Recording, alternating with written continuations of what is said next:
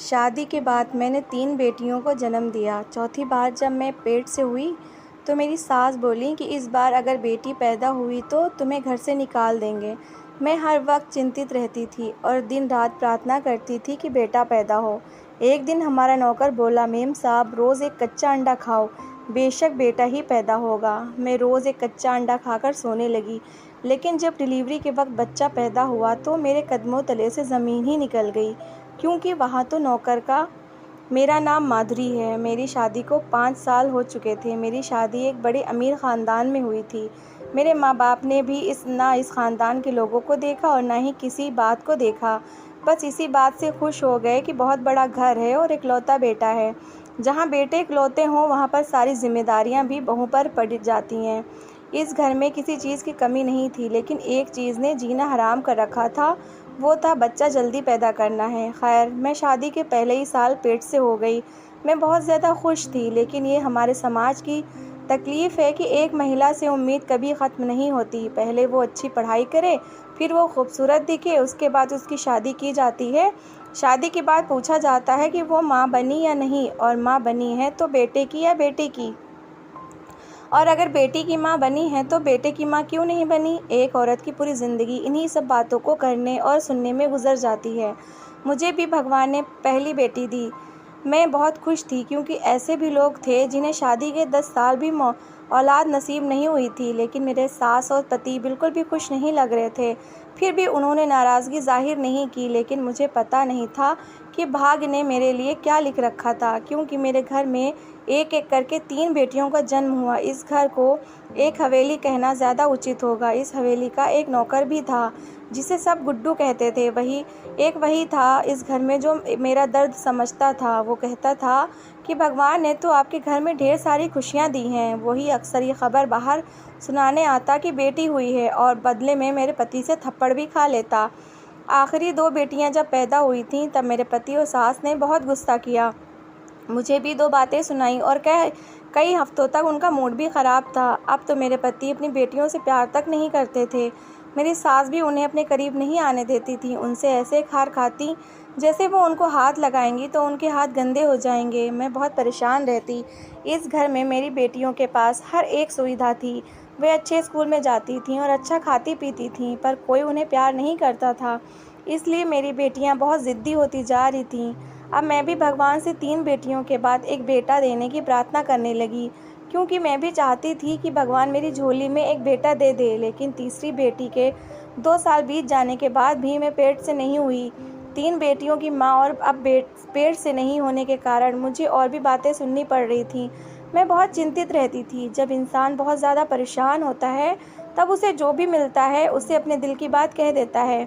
इसी तरह मैं अपने नौकर गुड्डू को अपने दिल की बात कह दिया करती कि मैं आजकल बहुत परेशान हूँ। बस ये समझ लीजिए कि मैंने गुड्डू को अपने बारे में सब कुछ बता दिया था कि मुझे क्या अच्छा लगता है, क्या बुरा लगता है, मैं क्यों परेशान रहती हूँ। लेकिन गुड्डू ने मुझे अपने बारे में कभी कुछ नहीं बताया। वैसे भी मुझे जानने में कोई दिलचस्पी नहीं थी। वो एक अच्छा इंसान था, उम्र में मुझसे छोटा था, इस घर और परिवार का बहुत पुराना वफादार था। उसके बाप दादा भी यहाँ नौकर के रूप में काम करते थे। मैंने दिन रात प्रार्थना की, मन्नतें मांगी, और फिर भगवान ने मुझे आशीर्वाद दिया। मैं चौथी बार पेट से हुई। मैं बहुत खुश थी। मैं खुश थी क्योंकि भगवान ने मुझे फिर से एक नई उम्मीद जगा दी थी। अगर ऐसा ना होता तो बहुत बुरा हो जाता। जब भी मैं पेट से होती थी तब मेरे पति और सास पूरे 9 महीने तक आराम से पेश आते थे। उन्हें आशा थी कि सब कुछ ठीक हो जाएगा और भगवान हमें एक बेटा दे देगा। एक दिन मैं अपने कमरे में बैठी थी कि मेरी सास मेरे कमरे में आई और कहने लगी, देखो अगर इस बार भी तुम्हें बेटा नहीं हुआ तो वो होगा जिसकी तुमको हमसे उम्मीद नहीं होगी। मैंने पूछा कि आप ये क्या कह रही हो, क्या करेंगी आप? मेरे सास ने कहा, हम तुम्हें घर से निकाल देंगे। मैं बहुत ज़्यादा परेशान हो गई और मेरी आंखों से आंसू बहने लगे। मैंने कहा, इस घर के अलावा मेरा है ही कौन? मेरे माता पिता तो इस दुनिया में नहीं रहे, भाई बहन कोई है नहीं। सास ने कहा, ये हमारा प्रॉब्लम नहीं है, इसलिए दुआ करो कि तुम्हें इस बार बेटा ही पैदा हो तो तुम इस हवेली में रानी बनकर राज करोगी और मैं तुम्हें बहुत ज़्यादा खुश रखूँगी। तुम्हारी बेटी और तुम जो चाहोगी तुम्हारे सामने पेश किया जाएगा, और अगर चौथी बार भी बेटी हुई तो तुम्हें आसमान से उठाकर ज़मीन पर फेंक दिया जाएगा। अपने बेटे की दूसरी शादी करवा दूंगी। मैंने तुम्हें 4 मौके दिए, अगर 4 मौके बाद भी तुम हमारे ख़ानदान का वारिस नहीं दे पाई हो तो ये तुम्हारी गलती है। मेरे सास के मन में जो चल रहा था उन्होंने मुझे सुना डाला, यहाँ तक कि ये भी कह डाला, अगर बेटा नहीं हुआ तो अपनी चारों बेटियों को लेकर तुमको यहाँ से जाना होगा। अब मैं परेशान हो गई थी, वो इस तरह कैसे जालिम हो सकती हैं। अच्छी तो वो पहले भी मेरे साथ कभी ना थी, लेकिन इतना जुल्म ये लोग मेरे साथ कैसे कर सकते थे। गुड्डू को मैंने कुछ देर पहले जूस बनाने को कहा था, वही देने शायद वो मेरे कमरे में आ रहा था। तब उसने मेरी सास की बातें सुन ली और मुझे रोते हुए भी देख लिया। वो मेरे कमरे में आया, तब इस तरह रो रही थी मैं कि अपने आप को रोक नहीं पा रही थी। गुड्डू ने जूस को टेबल पर रखा और हाथ बांध के मेरे सामने खड़ा हो गया। उसने अपना सिर झुका लिया। मैंने अपने आंसू साफ किए तो वो बोला, मैम साहब, मैंने सब कुछ सुन लिया है। ये बहुत निर्दयी लोग हैं। इनके बाप दादा भी ऐसे ही थे और उनके ख़ानदान में एक बद्दुआ है कि कई कई सालों तक इनके घर में बेटा नहीं होता है। साहब, बड़ी मैम साहब को शादी के 10 साल बाद ही हुए हैं। ये सुनकर मैं बहुत हैरान हुई कि मेरी सास 10 साल बाद भी जब माँ नहीं बन पाई थी तब उन्हें क्या महसूस हुआ होगा, वही जो अब मुझे महसूस हो रहा है। फिर क्या वो मेरा दर्द नहीं समझ सकती? मगर मैंने तो इस घर को औलाद दी थी, ऐसा तो नहीं था कि मैं बिल्कुल ही बांझ थी। गुड्डू बोला, मैम साहब, मैं आपको एक तरकीब बताता हूँ। ये बड़ा पुराना इलाज है, हमारे बड़े और बुज़ुर्गों का भरोसा है इस इलाज पे, और कुछ ज़्यादा करना भी नहीं है। सिर्फ रात को सोते समय एक कच्चा अंडा आपको खाना है। मैं शर्त लगाकर कहता हूँ कि आपको बेटा ही होगा। मैंने गुड्डू से कहा कि तुम क्या कह रहे हो, ऐसा बेटे कैसे पैदा हो सकता है? गुड्डू ने कहा, मैम साहब, जब इतना कुछ कर लिया है तो ये भी करके देख लीजिए। अगर बेटा पैदा ना हुआ तो मेरा नाम बदल दीजिएगा। मैंने भी गुड्डू की बात मान ली और मैंने उससे कहा कि मैं रोज़ रात को कच्चा अंडा पीकर सो जाऊँगी। अगर मैं किसी दिन भूल जाऊं तो तुम मेरे लिए एक अंडा लेकर आ जाना। गुड्डू ने कहा, मैं ये काम अपनी जिम्मेदारी समझकर कर लूँगा और मुझे यकीन है कि इस बार आपको एक पुत्र की प्राप्ति होगी। कई वर्षों के बाद इस हवेली को कोई अच्छी मालकिन मिलेगी। जैसा कि गुड्डू ने कहा था वैसा मैंने हर रात एक कच्चा अंडा पीना शुरू कर दिया। पहले तो मुझे बहुत अजीब लगा, लेकिन मुझे इसकी कोई परवाह नहीं थी इसका स्वाद कैसा है। ये करना अजीब काम था, पर मुझे किसी भी तरह बेटे की माँ बनना था। यही मेरे जीवन का उद्देश्य बन गया था। अगर मैं किसी दिन भूल जाती तो गुड्डू खुद मुझे दूध देने के बहाने अंडा लाकर देता।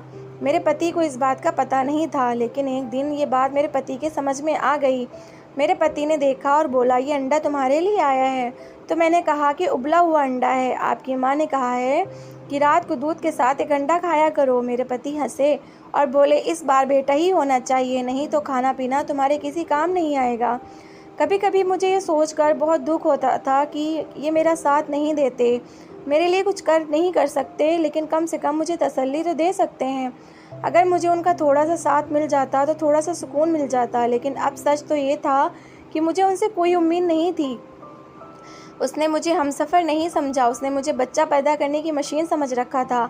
उसे मुझसे बेटा चाहिए था। मैंने प्रार्थना की कि इस बार मुझे बेटा ही पैदा हो, जिसको उसके हवाले करके मैं कह सकूं कि जो चाहिए था वो तुम्हें मिल गया और मुझे तुमसे कोई शिकायत नहीं है, और हम पति पत्नी तो बस नाम के हैं।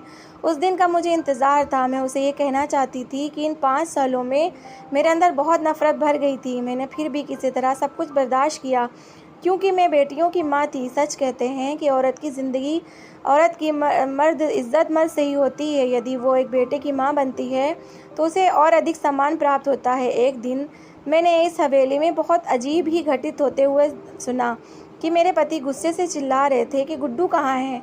पता चला कि वो घर पर नहीं था, पता नहीं कहाँ गायब हो गया था। वो आज तक कभी ऐसा नहीं गया था। मेरे पति ने कहा, आज गांव से मेरे बहुत अच्छे दोस्त आ रहे थे, मुझे इतने सारे काम हैं और ये कहाँ भाग गया। मैं भी सोचने लगी कि आखिर गुड्डू गया कहाँ है, लेकिन वो रात से पहले ही आ गया था। उसको मेरे पति ने बहुत डांटा, मगर उसने घर के सारे काम समय पे पूरे कर लिए। रात को जब वापस आया तो मैंने उससे पूछा, तुम कहाँ गए थे?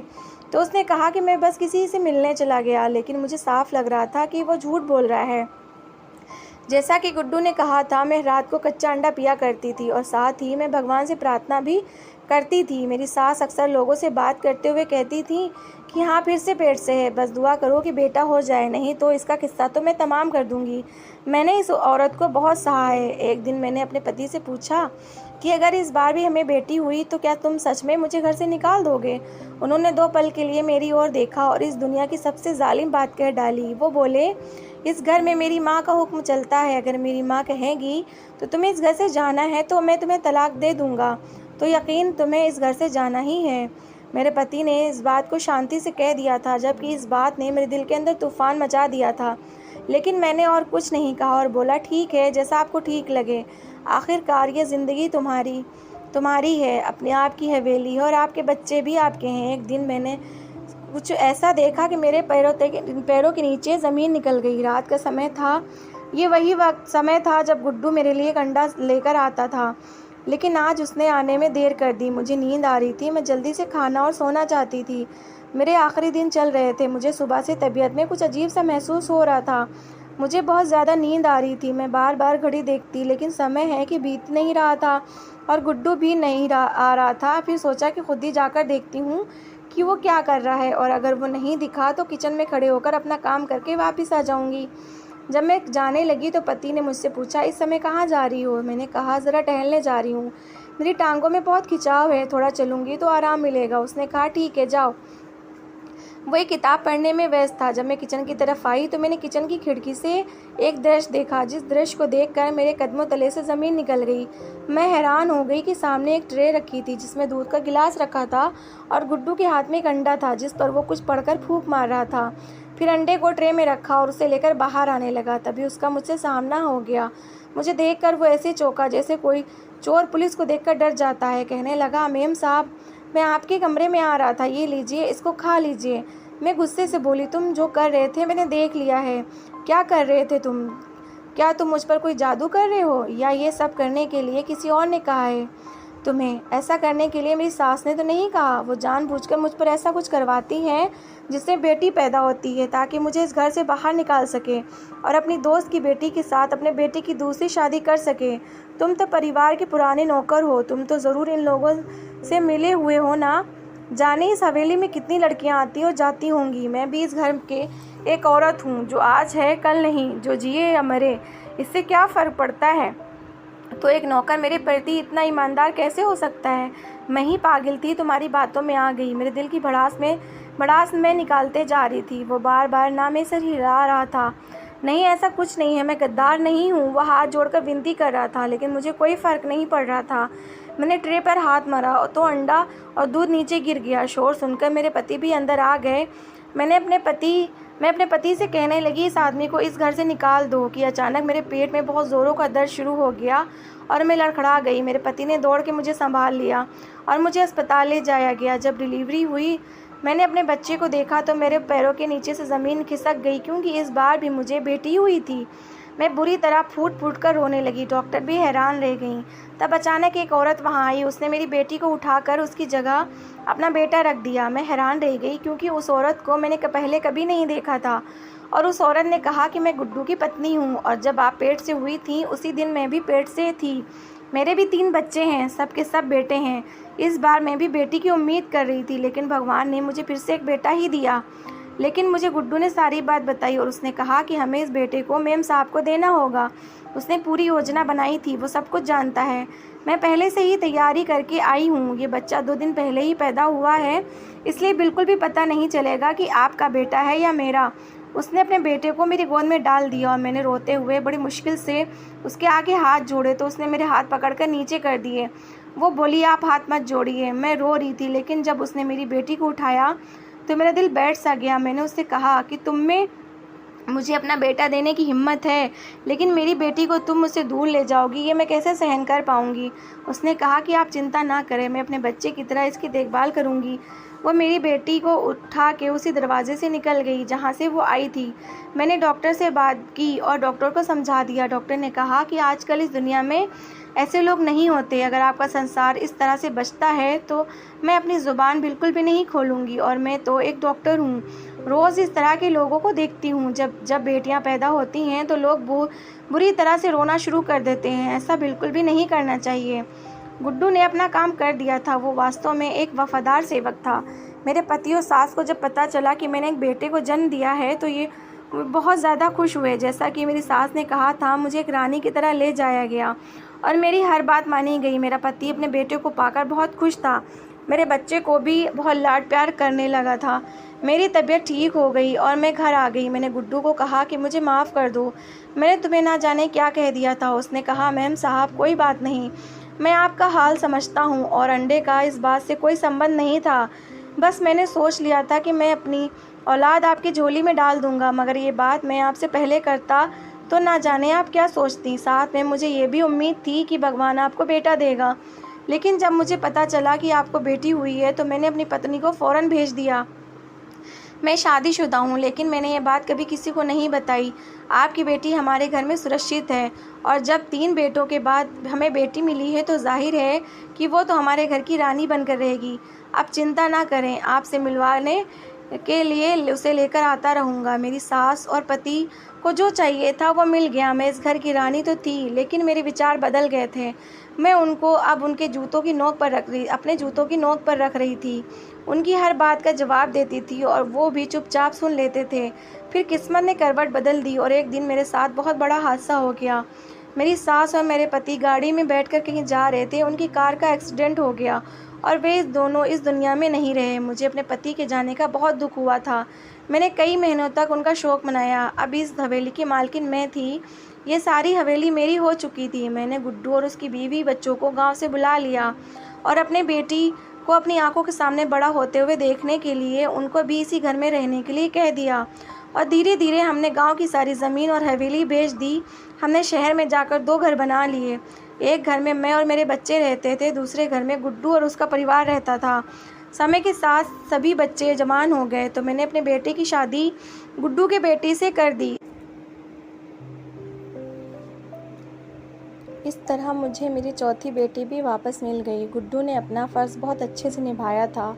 सिर्फ मेरी मदद करके ही नहीं, बल्कि इन बच्चों की परवरिश करने में भी हमारी बहुत मदद की है। अब हम सब बहुत खुश हैं। तो दोस्तों, कैसी लगी आपको मेरी कहानी? अगर कहानी अच्छी लगी है तो कमेंट बॉक्स में ज़रूर बताइएगा। अपना फ़ीडबैक ज़रूर दिया करिए। और मेरी कहानी को सुनने के लिए बहुत बहुत शुक्रिया। मेरी कहानी को सुनने के लिए मेरे चैनल को ज़रूर सब्सक्राइब करिए और मेरी कहानी को लाइक करिए। Thanks for watching.